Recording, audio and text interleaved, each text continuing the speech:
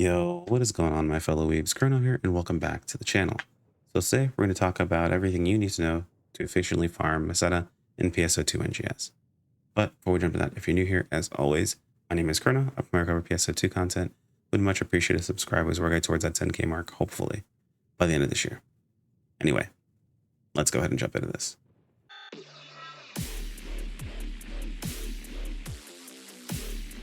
So farming Meseta is nothing new in PSO2. This is pretty straightforward. People do this all the time. It boils down to farming combat zones, primarily either alnothe or Dext based. Right now, the flavor is Dext based. It was previously alnothe, but essentially you're officially looking to farm one of these two zones, and we're going to talk about all the things that are important to know when looking at farming them. It's not super difficult. It doesn't require a ton of gear, contrary to popular belief. You can do this with basically the exact free gear they give you if you set yourself up efficiently. However, the more you invest into this, the better you're going to be about doing it. And the more important thing is knowledge than gear in this situation itself. Gear does make a good, chunk of the equation. However, knowledge is actually a lot more important. I'd prefer someone who knew how to farm PSE bursts with no gear than someone who doesn't know how to farm PSE bursts running all over the place, ruining the entire process if they had best and slot gear. So just something to keep in mind as we go along. There are a couple of things that you want to do when you're going into this process. Like I mentioned, you can do this as someone who is fresh out the gate, brand new to the game. As soon as you complete your story and get your level 65 gear, you can actually do this before you complete your story, but I would recommend completing the story first because it unlocks some things that you actually want. But you can do this as soon as you complete your story, level 65 gear, and good to go. So let's head over to the class counter and talk about the most important thing to start with, especially if you are brand new, and that's your class choice. So some classes have advantages where others don't, very obviously.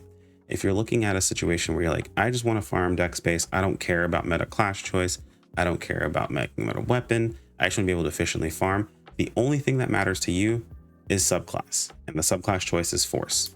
And the reason for that is because of a very specific skill. Eradication PP gain. Now, eradication PP gain essentially makes it so you regen PP for every enemy around you that dies.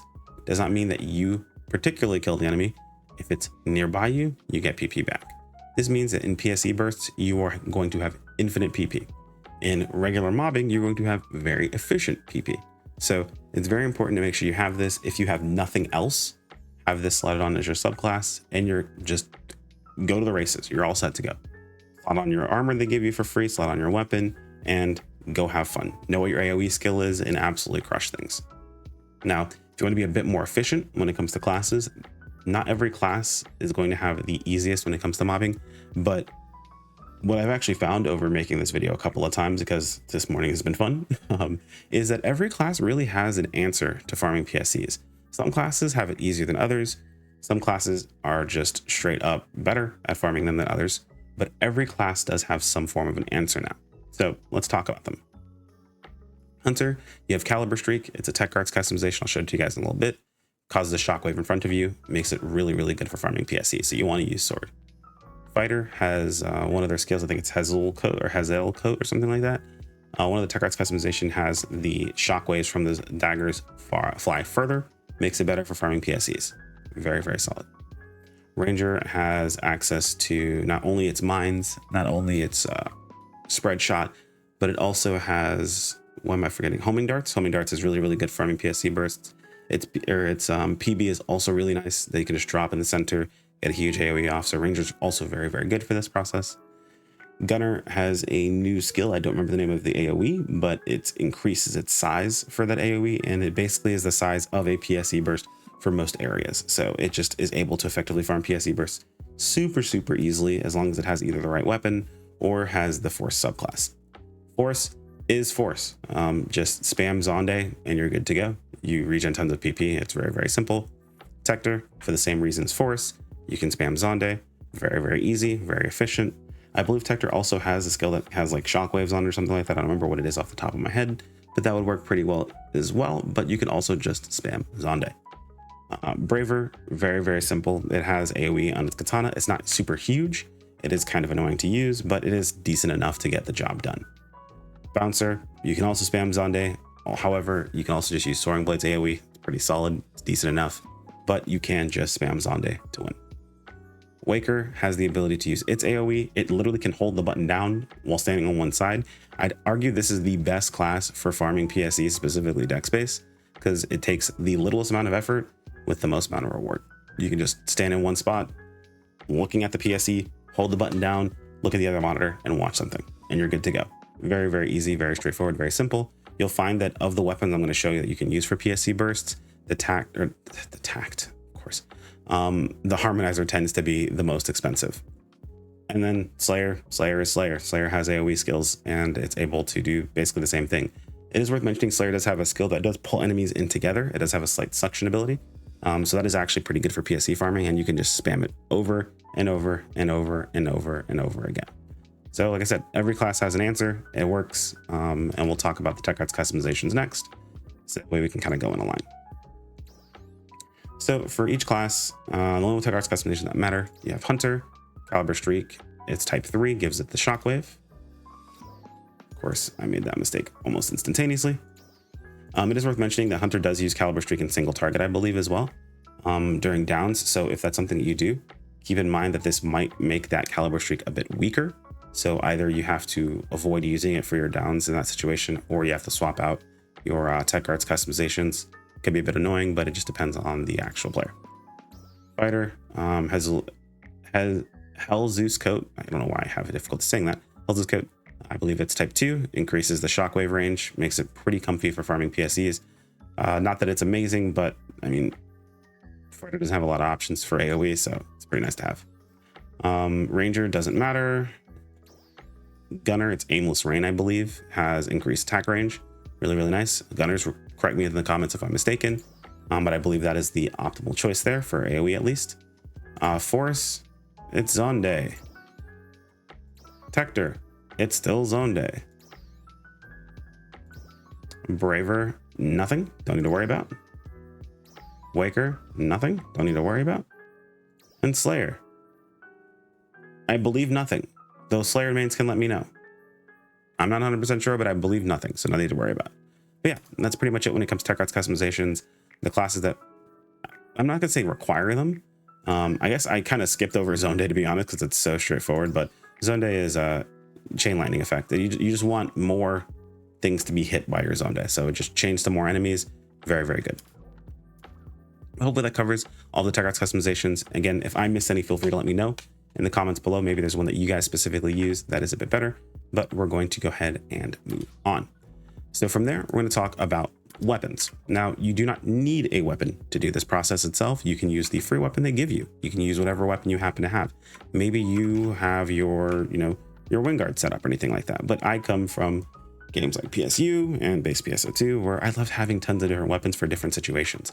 So it's annoying that making weapons are expensive as it is, but it's just something that I enjoy personally. And there is one you can make for farming enemies. Now, this weapon is very, very powerful in a sense that it actually is optimized specifically for farming Dext base. Reason for that is because of the way that the damage multipliers work along with the defenses. So at a certain point, if you're over leveled on an enemy, base attack's not going to do anything. Essentially, more attack isn't really helping you out because you already are effectively capped for the amount of damage you can deal with your base attack. So having a higher star rarity weapon isn't actually helping me in this situation. This specific weapon has a really good, I was gonna say photon art, a really good potential that increases its damage against non-boss enemies. And it's very, very powerful. It's higher than anything else. So it's really, really useful for that specific reason. And because of the EX augment transfer system, we're able to slap on an EX augment that gives us the same effect that we would get from sub force. Not the exact same, but close enough. Basically at 6 PP an enemy when you defeat a nearby enemy. I found that this is just when enemies nearby you die. It might be that you have to hit them, but I've never had a situation where it really matters that much. If you're in a PSC burst, you're throwing off attacks, so enemies are dying around you, you're getting PP back. Basically, you're back to infinite PP without having to have force as a subclass. Very, very comfy, very awesome. We talked about an entire video, or we talked about this in an entire video, so you guys are more than welcome to check that out on the channel. But this is super, super powerful to be able to slap on this, and you're good to go. The other two are optimized for this. It's Lively HP Starling. If you ever plan on using damage on a weapon, you either want EX Lively HP Starling or you want Hysterical Strength combo along with PP Burn. If you don't like the burn combo, just take Lively HP and then whatever else you want. Works perfectly fine. Light attack just means you take less damage from non-boss enemies. I mean, to be perfectly honest, this is overkill, but I use this on other places outside of just deck space because this is actually really powerful against most enemies that are just lower level than you. So I tend to swap over to this in my mobbing situations with enemies that are at least 5 levels or lower than me. And it's very, very good. This also means that I don't get clipped as hard. So it makes my life a bit easier. Sometimes there are some random enemies that just tend to hit you and it's really, really annoying. But this means that I take less damage from those hits. And then of course, just a bunch of LCs to round out this entire weapon. You want to go with the Unwix fix on this situation for 2 primary reasons. One, if you're farming deck space and you're spamming Zonde, you are not hitting a weakness of an enemy, meaning that you are proccing this every single cast. And 2, you have a very good damage adjustment to begin with 6-star weapons, so you don't need to worry too much about crit. So going with Unwix is just kind of the play here. If you're not going to go Unwix, I would say go attack. Either one of them, just get whatever's cheaper. Attack's usually going to be the cheaper one, but I happen to get Unwix pretty cheap from a friend, so I went with that. Unwix is the optimal choice, but attack is still perfectly fine. And again, I mentioned it's not worth making these weapons all the time. It's up to you if you want to make them or not. The only reason I'm showing it off now is because there is an event going on that slashes all the prices of these and increases our augmentation transfer or augmentation rate, augmentation affixing rate. Dude, I can't speak today. Sorry about that, guys. But it increases your augmentation affixing rate. So it's totally fine if that's what you want to go with. If you want to decide to make the weapon, now is the only time I think it's actually even worth making if you're going to make one. But it is worth mentioning that we are probably getting an upgrade, or we are getting an upgrade to Stia that will include deck space. This weapon may not be optimal for that. So if you are wary about that, totally fine with holding off. You can very efficiently farm with like your Wingguard. If you have a Wingguard, it doesn't have to be, best in slot Wingguard. It can be just a Wingguard in general and you're perfectly fine. Like I said, you can do this with a base weapon, not the end of the world. From there, the other major things to talk about is just like strategies when it comes down to it. I don't think there's anything else we missed. We covered we covered basically everything. Strategies when it comes to farming deck based. If you don't know how to farm PSE burst, essentially you're farming enemies until the meter on the left hand side here hits 4. Once you actually get this meter to 4, you then kill trials. The trial gives you that extra bump to go up to 5 to start the PSE burst. Now trials can bring your PSE down. Funny enough, the last enemy in a trial has the chance to actually lower the PSE instead of raising it. It is supposed to be fairly rare, but I feel like it happens more times than it should. And that's more than once because I hate the fact that it can go down at all in the first place. The trials to keep an eye out for specifically, if you see a chaos trial, which is basically 2 trials in one, then as long as your meter is at 3, that'll bring you up 2 more. So it'll take you to 5, which is a PSE burst. If you see a truck trial, as long as the meter is at 3, it will bring you up 2 points, which will take you to a PSE burst. Or if you see an Ina Manon trial, doesn't matter what the meter is at, it's going to go to 5 regardless. Go ahead and take care of it. It'll give you a PSE burst. You're good to go. Now, JP does have a strat that they use for PSE burst because of how annoying PSE burst can be. And it's worth mentioning here, but it's not something you absolutely have to use. So PSEs do have a pity built into them because of the going down and up situation. You, at minimum, get 1 PSE every 5 minutes.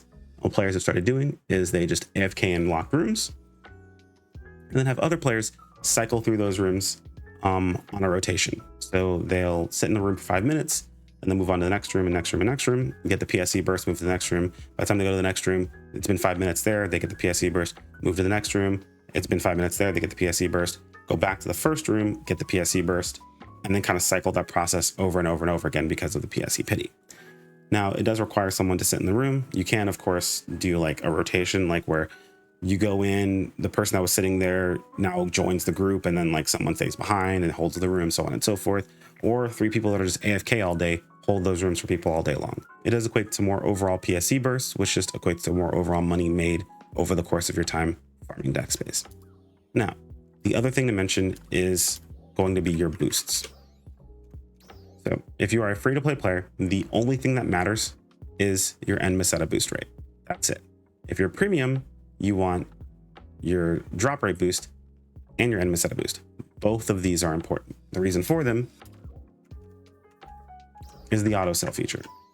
So the way the auto sell feature works is anything that you have set to auto sale does not ever become an item in your inventory. It automatically becomes Meseta before it even hits your inventory. And because of the way boosts work, because it's automatically Meseta, it is affected by your Meseta boost rates. Meaning that if you have access to auto sale and you have your Meseta boost rates up, it is affected by the Meseta boost rates. However, selling the item from your inventory is not affected by the Meseta boost rates because it's already in your inventory. It's not Meseta you pick up, it's Meseta that is made from the inventory itself, meaning that innately auto sell drop items has an advantage. That sucks. Honestly, the fact you only get one of these for an hour every like 3 months is absolute trash and definitely needs to be more, at least for my free to play homies out there. Maybe just less like abilities to choose more of this stuff or whatever in general, whatever. Maybe it's just a toggle, auto sell everything versus not auto sell everything, whatever it happens to be. It sucks the fact you guys have such insane restrictions on this. However, it is not the end of the world. You still make a vast amount of money by doing this process, even without auto sale. This just bumps it up a little higher by taking all the drops that you wouldn't care about that you would normally vendor anyway, and it adds the bonus rates that you're getting from your Meseta boost rates, which is at most like 50% in most situations. Now, the reason why I'm in the wrong place. The reason why the drop rate matters for premium meta players, or if you're using the auto sell feature, is of course higher rarity items sell for more money, and because they sell for more money, that more Meseta that ends up happening that gets boosted by this, so it kind of compounds on itself. So if you are using auto sale, or if you're premium, you want to boost your drop rate by a reasonable amount. Using like 100% is totally fine.